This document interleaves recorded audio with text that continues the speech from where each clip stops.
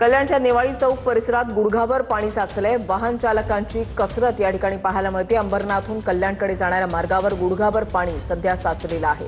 कल्याणच्या नेवाळी चौक परिसरात गुडघाभर पाणी साचलंय आणि वाहन चालकांची तारांबळ या ठिकाणी उडाल्याचं पाहायला मिळतंय। अंबरनाथहून कल्याणकडे जाणारा हा मार्ग आणि त्या ठिकाणी गुडघाभर पाणी साचलेलं आहे।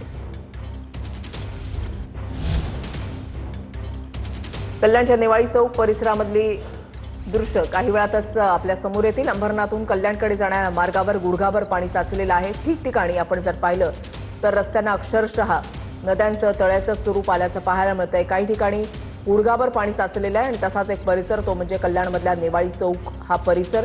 त्या ठिकाणी सुद्धा अंबरनाथहून कल्याणकडे जाणाऱ्या मार्गावर गुडघाभर पाणी साचलेलं आहे आणि त्याच्यामुळे वाहतुकीचा वेग मंदावलेला आहे। वाहन चालकांची चांगलीच तारांबळ उडाल्याचं या ठिकाणी पाहायला मिळतंय।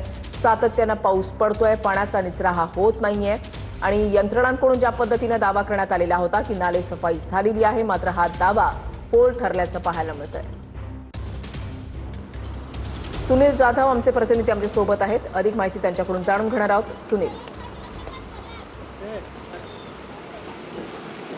ऋषाली अगदी बरोबर आहे। आपण पाहिलं गेलं तर कल्याणवरनं कुठेतरी बदलापूरला जाणारा हा मुख्य मार्ग आहे आणि या मुख्य मार्गाचा नेवाळी चौक परिसरामध्ये सकाळपासून सुरू असलेल्या पावसाच्या संततधार पावसामुळे या ठिकाणी हा पूर्ण जो रस्ता आहे हा पाण्याखाली गेलेला पाहायला मिळत आहे। आपण पाहिलं तर या रस्त्यावरती मोठ्या प्रमाणात गुडघ्याभर पाणी साचल्याने वाहन चालकांना या पाण्यातून मार्ग काढत या ठिकाणी वाहने चालवावी लागत आहेत। एकंदरीत पाहायला गेलं तर हवामान खात्याने आज रेड अलर्ट जे आहे ते ठाणे जिल्ह्याला दिलेले आहेत।